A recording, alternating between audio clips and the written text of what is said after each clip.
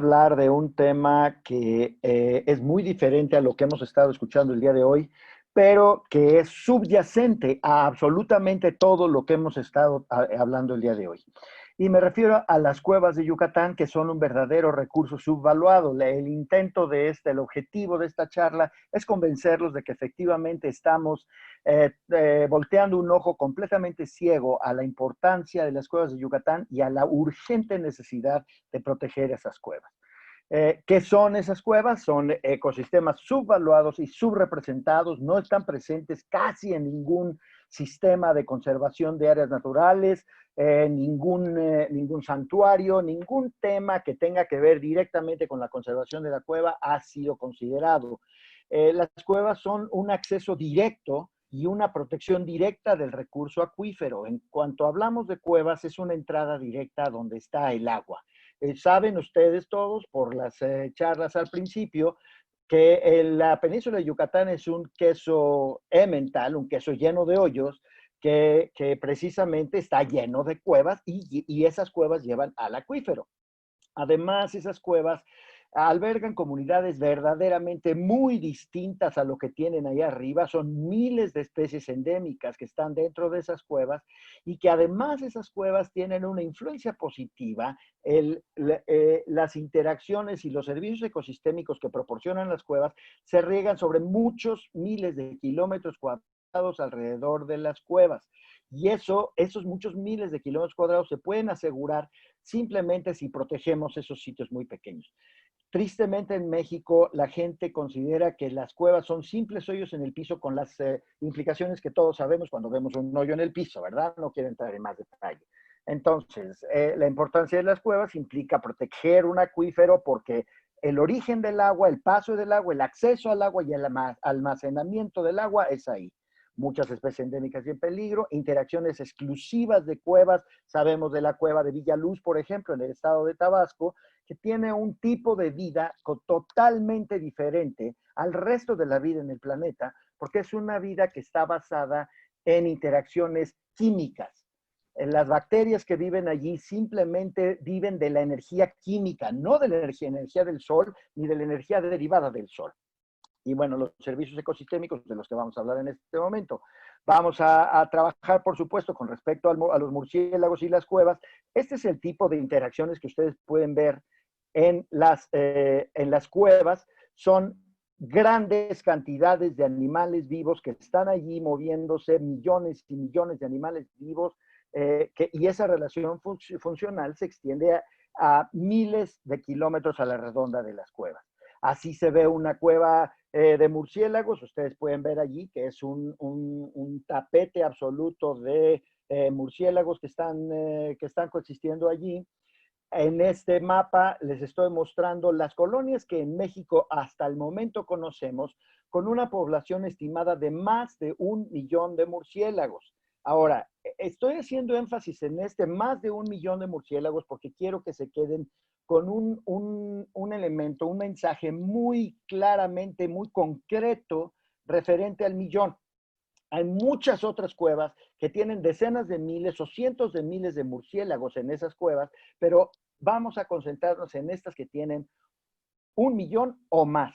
Cada millón de murciélagos destruye 10 toneladas de insectos cada noche. Cada noche, 10 toneladas cada millón. Entonces, reflejen eso en la inmensa cantidad de cuevas que tenemos, más allá de las que tienen nada más 1 millón o más, sino todas las que tienen cientos de miles o decenas de miles de murciélagos. Realmente es un impacto muy significativo.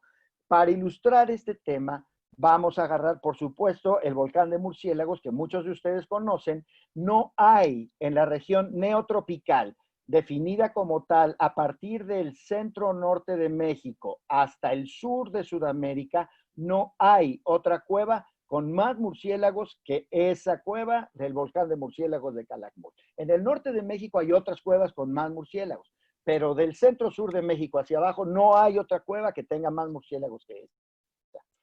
Aquí les muestro la ubicación de esa cueva. Aquí está Calakmul. Este es el cuadro que estamos ampliando. Esta es la carretera que va de Escárcega a Chetumal. Esta es la ubicación de la cueva. Como ustedes pueden ver, este es un un cerrito, la cueva está subida en ese cerrito, es un cenote seco y tiene una distancia más o menos de 300 metros a la carretera. Bueno, ¿qué implica eso? Vean ustedes los números de los que les estamos hablando. Así se mantienen saliendo 2 horas, 3 horas, a veces hasta 4 horas, saliendo esa inmensa cantidad de murciélagos y dispersándose efectivamente sobre muchos miles de kilómetros cuadrados alrededor de esta cueva. Bueno, estas son las especies, algunas de las especies, faltan 2 o 3, que viven en la cueva de Calakmul. Este murciélago de acá, representa más o menos el 70-75% de los 2 a 3 millones de murciélagos que viven en esa cueva. Un 70% son esta especie, pero además hay cientos de miles de estos otros también. Bueno, vamos a ver los servicios ecosistémicos. Recuerden que son de 2 a 3 millones de murciélagos. Eso implica básicamente que cada noche esa cueva solita, recuerden que tenemos muchísimas más en el estado de en la península de Yucatán, esa cueva solita está siendo responsable por la destrucción de más de 20 toneladas de insectos cada noche. De esos 20 toneladas de insectos, por los estudios que hemos estado realizando a lo largo de muchas décadas de estar trabajando con esas especies, sabemos que el 60% de esas 20 toneladas son plagas agrícolas. Pensemos qué pasaría si la perdemos. Olvídense de las cosechas, etcétera, ¿no? Además, también las otras especies, y en ese estamos en el proceso de calcular los miles de semillas que son dispersados cada noche y los miles de flores que son polinizadas cada noche. Y además, esa cueva, pero muchas otras cuevas en la península de Yucatán, son destinos ecoturísticos que dan de comer a muchísima gente en los 3 estados de la península. Por algunos estudios que hemos publicado en años pasados, sabemos que el valor específico, tristemente hoy tenemos que ponerle un valor de pesos o de dólares a la vida silvestre, a la biodiversidad, a la fauna, a la flora, porque si no, nuestros tomadores de decisiones no ponen atención. Bueno, pues aquí está para que pongan atención. El valor de cada murciélago, de estos que se alimentan de insectos, va de 50 centavos de dólar hasta $3, dependiendo de la cosecha de la que estemos hablando, del precio de la cosecha de la que estemos hablando en ese momento y, por supuesto, de la especie de murciélago de la que estemos hablando, ¿no? Hemos estado también estudiando el nivel de mortalidad causado por el tráfico de vehículos automotores ahí cerquitita, ¿no? En la carretera que ustedes vieron allí. Y ya sabemos hoy que se mueren de entre 5.500 a 6.500 murciélagos cada año. Y esto, pues imagínense qué va a pasar con el tren. Hace una semana les estaba yo dando una charla similar a esta a la gente del Tren Maya que me invitaron para darles esta charla. Se los conté todo esto así. No sabemos cuál es el impacto del tren, pero definitivamente va a incrementar esa mortalidad. Entonces, les dije que había que considerar, había que retomar el trazo específico a detalle de dónde va a pasar el tren, porque el tren, si pasa junto a la cueva, esto es lo que va a pasar. Vean esto. Aquí está la carretera esta que va de Escárcega del lado izquierdo a Chetumal del lado derecho. Esta curva la hace la carretera porque este es el cerrito en el que está la cueva, ¿ok?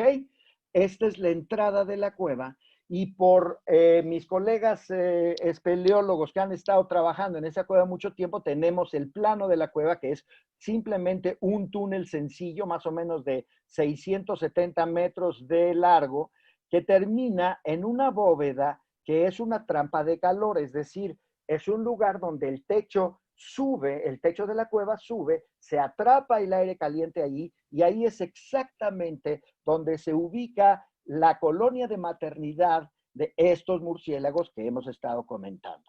Vean la distancia que existe. Si estos son 300 metros, estos son menos de 50 metros, la distancia que existe entre el lugar donde está la trampa de calor, la colonia de maternidad de esa cueva y la carretera. Si por aquí pasa el tren, ahora sí que se la va a llevar el tren. Y se acabó esa cueva con todos los servicios ecosistémicos que puede estar dando, ¿no? Hemos estado considerando diferentes alternativas para ver si podemos asegurar que ya no se mueran tantos murciélagos. Hay diferentes maneras de hacerlo. Este es uno de los casos en donde se encajona el tráfico. Aquí el tren o los autobuses, etcétera, pasarían de esta manera y los murciélagos son obligados a elevar su vuelo y a cruzar por arriba y entonces están a salvo. Ese es uno de los ejemplos que se podrían hacer. Por supuesto, ahorita yo los puse en contacto a la gente del tren con esta organización que se llama Animal Road Crossing. Son gente que están haciendo pasos de fauna de este estilo que se construyen por una fracción del precio de lo que están considerando los del Tren Maya actualmente para pasos de fauna. Bienvenidos a México, por supuesto, ¿no? Pero bueno, yo los puse en contacto y yo no me voy a meter a eso. Yo allí en Calakmul no trabajo con jaguares ni con tapires. Ojalá y Rafael Reines se pueda incorporar a esas pláticas. Y creo que con eso termino. Muchísimas gracias por su atención. Muchas gracias.